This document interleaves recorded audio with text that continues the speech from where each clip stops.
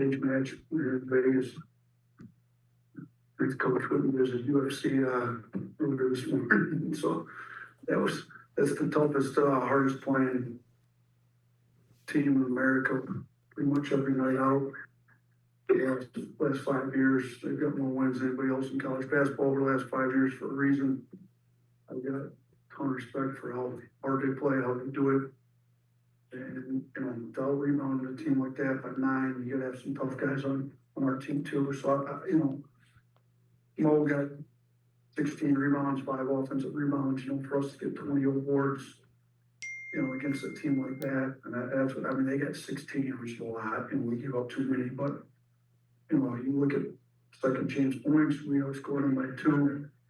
The game was going to come down to we had to take care of the ball. We had too many turnovers, but we made up for with our effort. And second chance points, we outscored them on second chance points. So we said if we could beat them at what they're best at, second chance points, I felt like we could win the game. Now, it wasn't easy. Defensively, they're great. They put a lot of pressure on us. We turned it over too much, but we had some guys make some shots late. Our defense was great, both at the end of regulation and in overtime. I think they went 1 for 10 in overtime. Now, part of that, maybe they're tired, and I think we're probably a little deeper. And you get a guy like Dioubate come off the bench, give you 28 minutes. And thought that was huge. So, Holloway off the bench, I thought made big plays on both sides of the ball. One turnover late, he got in there and got his hand on it when they were trying to go to post up. So, proud of all our guys. Mark, was patient. Let the scoring come down, hit some big shots, got to the free throw line, made his free throws. We got to do a better job as a team making our free throws. But I thought Mark did a pretty good job, and Mo's 100%. So he's been working. Mo just stays with it. Gonna be more proud of the entire team. Particularly these 2 guys sitting next to me right now. Any questions for players? Just players first. So for either player, you guys overcome a first half deficit, go up by 8 in the second half, and squander that. As the coach mentioned, the depth on this team. Did that sort of help you not become deflated when your team makes that late charge that you had? 2 guys come off the bench, scoring double figures, sort of mentally where you're at once they make their comeback. Yeah, I feel like it really showed when we went to overtime. We had so much depth in the game. We were able to really push the pace, and they really kind of couldn't handle it because they were so fatigued. But the depth on this team is really what makes it special. Anything else for players? Local media back home, Charlie, if you have a question for players. Yeah, for Mark, just going scoreless against Illinois, how good was it to kind of get things going and in this and start off the tournament with a win? My teammates really built me up. They constantly told me to keep shooting. If you miss the first 3, they believed I was gonna make the next 4. So my teammates really uplifted me, and I can't do it without them because they gave me all the confidence tonight. Katie? Just bouncing off that, Mark, that first 3 that went in tonight, how good did that feel? And then kind of was that able to get you going tonight? That first 3 felt really good. It gave me a lot of confidence to shoot the next open shot that I had. Jack? Yeah, Mo, obviously huge performance on the glass. How much do you relish playing against these physical teams like Houston and being able to, go up against some of these big bodies in the paint and have success against them? I just play my game honestly. Even if it was like any other team that we played, I would have brought the same intensity in the game. I know what I do good on the court. So coach told me before the game, this is a Mouhamed Dioubate game. So I was prepared for it. Either if we played any other team, I was gonna bring the same intensity. So, and I brought it tonight, and we got the win. Anything else for the players? Thanks, Mark. Thanks, Mo. 16. We'll start in person with Coach. It's more nice, a big day for Rutgers fans. Cliff built that program in a lot of different ways, but I'm just curious what he's meant for you guys and what that transition been like for working down there now. Yeah, we had real problems with our perfection last year. So transfer portal. We made that like our top priority because our defense was not very good last year, and major problem was run protection. We felt like he was, arguably the best run protector in the country. So, I didn't realize what a great kid he was, though. We knew what he could do on the basketball floor, but once we've got him, I mean, I don't know if you watched him tonight. Like, he didn't play a ton of minutes because, Mouhamed Dioubate was playing really well, and Grant was playing well, so we kind of paired those guys in the front court. But Cliff had the best energy, and he was so happy for Mo. And hopefully tomorrow night's Cliff's night, who knows? But he should have fresh legs. But I think his attitude, his character, how he treats everybody in the program, and then on top of that, he gives us a presence at the rim. I mean, he's really good. So, we're going to need him to win big games this year. He was good in his minutes tonight, but he's just an unbelievable kid. So I'm super happy we get to have him for his last year, and I'm sure Rutgers, have all the best things to say about him from his years there before we were able to get him for his last year, because he's an unbelievable kid.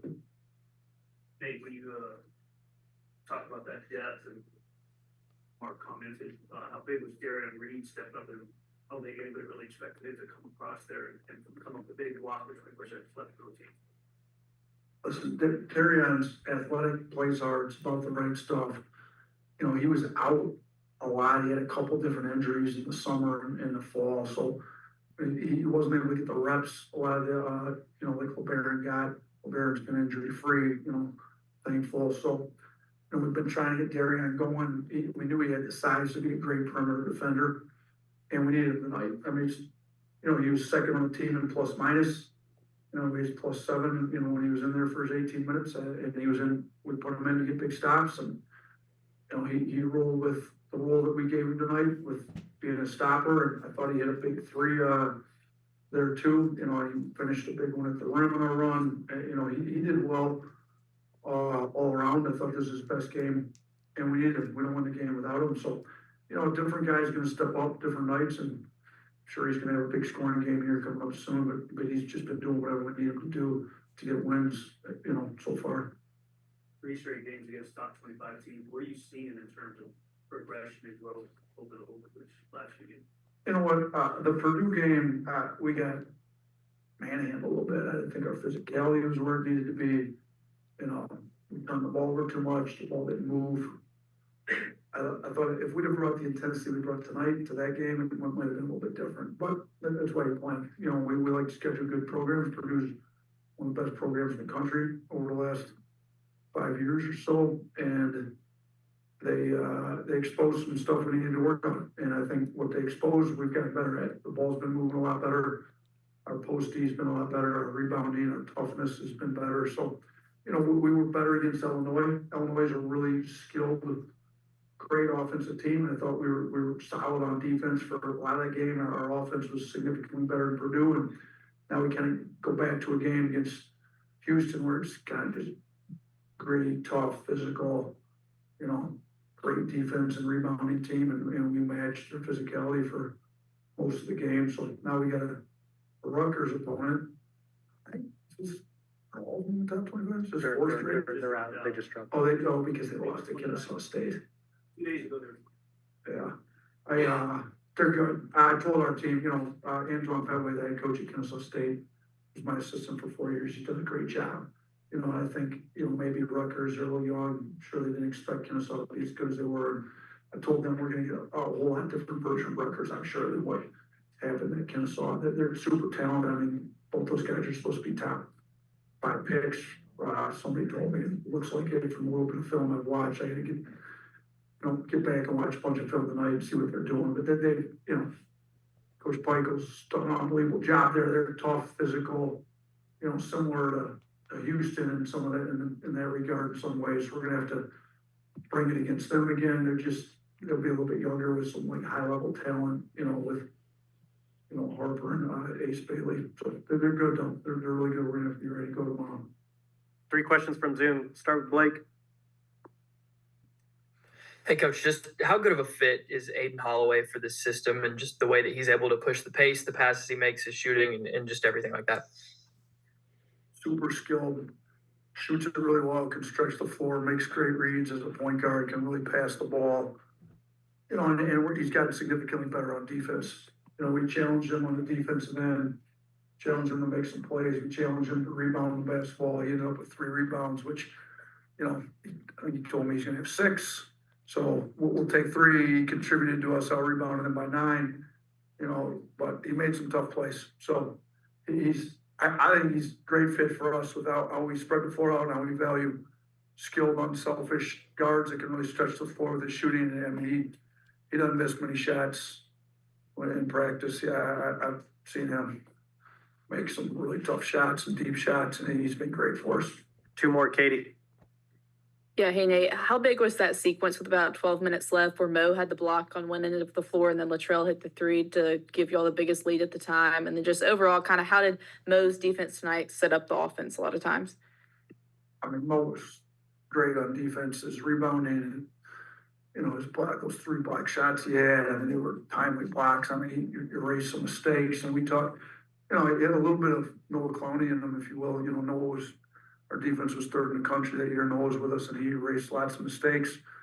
We kind of need a guy that can play the 4, you know, pair him with Grant at the 5, or even Cliff maybe sometimes at the 5, and make some plays. But that sequence where he got the block, we came down at the 3, is big. I mean, basketball's a game of runs. We started out on the bad side of the run. We didn't play very well to start the game. And they got up, we went on the big run, went up 8. That was in the middle of that, if I remember correctly. And then we had just kind of had to grind up some stops there after we gave that lead away. But I thought our guys did a pretty good job of that. Last one, Jack. Yeah, Nate, just how well do you think you guys kind of executed that defensive game plan? Seemed like a lot of it was funneling them to take those mid-range shots, prevent a lot of threes. Just how well do you think you executed on that end overall? I mean, it was pretty good because they, you know, I'm looking here at our analytics box score, and they shot non-rim twos. They took 36 shots there, so like they over half their shots. We got 55% of their shots were non-rim twos that they shot at 39%. So I know some of them went in. Everybody's gonna refer to the ones that went in, but they missed, you know, almost 2/3 of them. So that was a game plan. I just think, you know, Cryer was the one that really kind of got going, and we had to adjust the game plan for him. It worked for everybody else, and it didn't work very well for him. I mean, you know, he ended up with 30 points, and we probably should have made some adjustments earlier in the game, to be honest with you. But, you know, when you're up 8, you think things are going well, and all of a sudden you're not. So, you know, I thought defensively they're good. They're a good team. I mean, they do a great job. They don't turn the ball over much. They get a shot up on goal, and then they go try to kill you on the old board. So biggest thing was, you know, making them take tough first shots. Thought our first shot defense was pretty good. Our second shot defense was good enough to win, and they're a good team. And there's no way nobody's ever blowing them out. I mean, they play too hard to ever get blown out. That's not really even possible when you play Houston. So we knew it was going to be a tight game, and we made enough plays, particularly late in regulation, late in overtime, to win the game. Thank you, Coach. Thanks, everyone. Thanks.